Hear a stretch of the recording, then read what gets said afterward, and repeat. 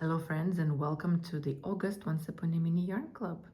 This month we are going deep into the dark rivers and waterways of Aotearoa. And the colorway that we have here is called Taniwha. Taniwha are the ancient water-dwelling spirits.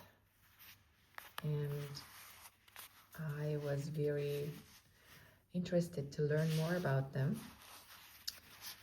And I really wanted to dye something different this time. So I chose these really moody colors with a pop of this bright aqua, just like the eyes of this statue here. And to keep you warm on these really chilly winter days, I popped in some nice warm tea for you. I hope you enjoy your August minis, and I cannot wait to show you what's in the next month.